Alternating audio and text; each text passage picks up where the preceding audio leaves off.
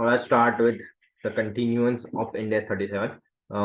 We did till seventh point. Now the eighth point: reconstruction, relocation, and discontinuation of any business. So reconstruction means material change in either scope of business or manner in which business is conducted or change in management structure. मतलब BPR, business process re-engineering है, also known as restructuring. Provision will be made if provision कब कब बनेगा if that is an announcement of formal plan. पहले formal plan की announcement हो चुकी है। सो पहले से अपन ने डिसाइड किया है कि भाई ऐसा कुछ होने वाला है, तो फॉर्मल प्लान रेडी है। B, valid exceptions are created. Compensation of living, मतलब इसमें क्या है, पॉइंट क्या है कि भाई पहले अपने पास 100 एम्प्लॉयज थे, पर अब अपन को ऐसा लगने लगा कि भाई अपना काम 20 ही एम्प्लॉय में हो जाएगा।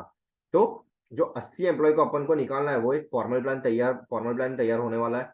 एंड द वैलिड एक्सपेक्टेशन, मतलब अब जो 80 छोड़ के जाने वाले हैं उनको एक्सपेक्टेशन को होगी ना कि भाई पहले जो भी लोग छोड़ के जाते थे उनको कंपेंसेशन देती थी कंपनी, तो अपन को भी देगी। तो एक वैलिड एक्सपेक्टेशन आर क्रिएटेड।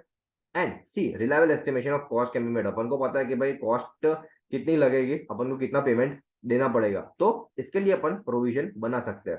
सो पहला फॉर्मल प्लान तैयार है, वैलिड एक्सपेक्टेशन है, and the reliable estimation of cost can be made. तो ये 3 पॉइंट है, तो अपन प्रोविजन बना सकते हैं।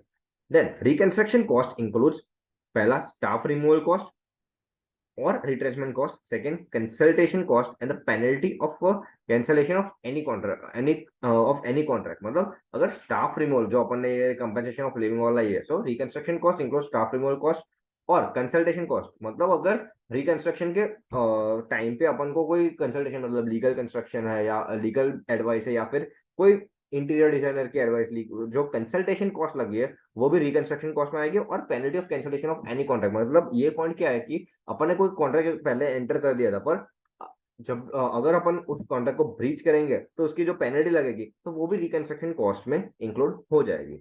Now reconstruction cost doesn't include, provision will not be made. इन चीजों में प्रोविजन नहीं बना सकते। सो कॉस्ट ऑफ रीट्रेनिंग और रीलोकेटिंग द स्टाफ, जो रीलोकेशन और रीट्रेनिंग की कॉस्ट है वो उसका प्रोविजन नहीं बना सकते भाई, वो तो जब होगा तब देख लेंगे। Second, marketing cost of new business, ये तो एडवर्टाइजमेंट वाला है, वो तो नहीं आता, उसका क्यों प्रोविजन बनाएंगे।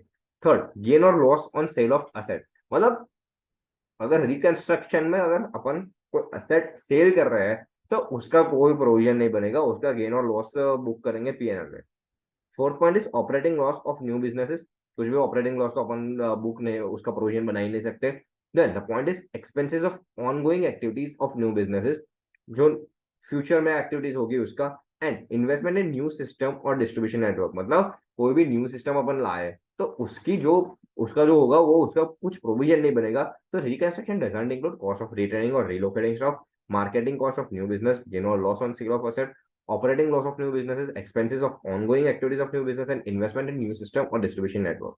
अब CSR expenses का पॉइंट है। सो CSR expenses yet to be incurred, अभी incur करना बाकी है। सो if an entity have not incurred or yet to incur any CSR expenses, no provision will be made for such deficit. However, disclosures will be made in director's report for such deficit. मतलब अगर दो करोड़ का अपन को करना था, 2 करोड़ का, अगर 2 करोड़ का CSR एक्सपेंस करना था और अपन ने 1.8 CR ही किया, तो जो 20 लाख जो बाकी है तो उसका वो प्रोविजन नहीं बनेगा भाई। तो हर ये क्यों नहीं बनेगा, उसका भी रीजन है। तो हर हर कोई अपना कोई एक्सपेंस करेगा नहीं और सब प्रोविजन में ही डालते जाएंगे, तो ये प्रोविजन में नहीं जाएगा। पर ये चीज अपन को जो डेफिसिट है वो डायरेक्टर्स रिपोर्ट में डिस्क्लोज करनी पड़ेगी। तो यही पॉइंट है CSR एक्सपेंडिचर का। Now second point, if any activity relating to the CSR is undertaken, any legal और constructive obligation arises, then provision can be made. मतलब अगर CSR एक्सपेंस करने में कोई पेनल्टी लगी है या फिर कुछ हुआ है, so if an entity is constructing school for poor children and it wants to terminate the contract and hire a new contractor, and on termination of old contract, rupees 50,000 penalty is payable to the existing contractor, then entity can make provision of for such penalty। मतलब अगर contract breach करने की जो अगर penalty लगने वाली है तो उसके लिए अपन प्रोविजन बना सकते हैं। तो यही पॉइंट है, क्या भाई कोई लीगल और कंस्ट्रक्टिव ऑब्लिगेशन अराइज होता है तो उसके लिए अपन प्रोविजन बना सकते हैं। ना provision for warranty in detail in index 115 पे में पढ़ेंगे, बट अभी के लिए थोड़ा है, सिर्फ entity provides warranty on products based on past history, necessary provision will be made. मतलब वारंटी के केस में पास्ट हिस्ट्री में अपना क्या भाई क्या किया है, कितनी कितनी वारंटी की क्लेम्स आई है, कितना आ रहा है, कितना अपन को पेमेंट करना पड़ रहा है वारंटी के हिसाब से, तो वो उसके हिसाब से अपन पॉसिबिलिटी निकाल लेंगे, प्रोबेबिलिटी निकाल लेंगे और उसका प्रोविजन फॉर वारंटी बना लेंगे। Now provision for guarantee, no need to make provision.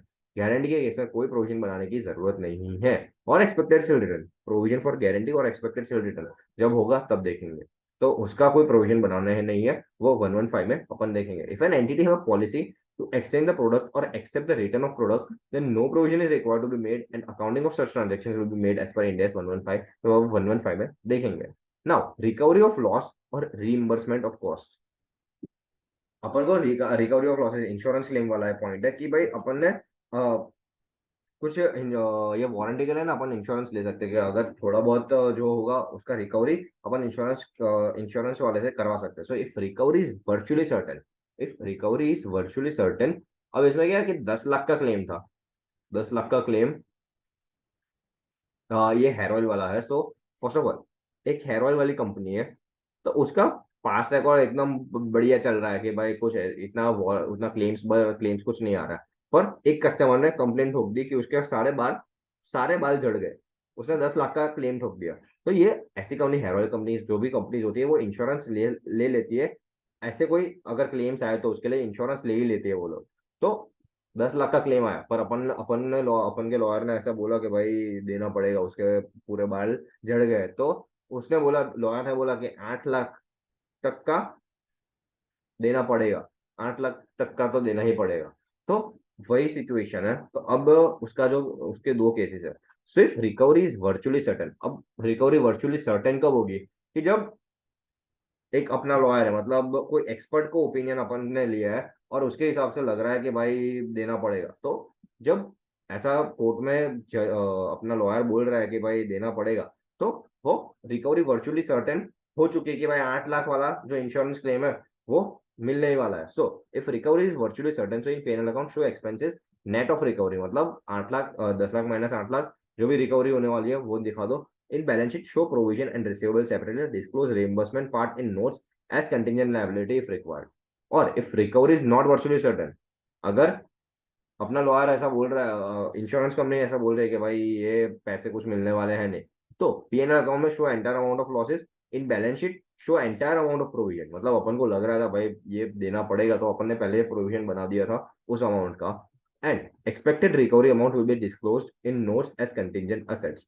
Now appendix appendix C of Ind AS 37, if any levy is charged by government for goods and services, then it will be recognized as liability when events triggering such levy have occurred। मतलब ये GST और DT वाला है। such levy will be a progressive liability, उसका कोई provision नहीं बनेगा। सो ये जीएसटी वाला है, सो जीएसटी अपन जीएसटी पेबल में डाल लेते हैं ना, जीएसटी का कोई प्रोविजन थोड़ी बनाते हैं, वो लायबिलिटी में जाके डाल देते हैं अपन, उसका कोई प्रोविजन नहीं बनता। नाउ डिस्क्लोजर्स क्या क्या है? सो रिकंसिलिएशन स्टेटमेंट ऑफ प्रोविजन बनाना पड़ेगा, डिस्क्रिप्शन ऑफ प्रोविजन देना पड़ेगा, uncertainties involve, expected recovery of losses और एक्सपेक्टेड टाइमिंग ऑफ एक्सपेंडिचर बताना पड़ेगा। तो ये चीज डिस्क्लोज करनी पड़ेगी।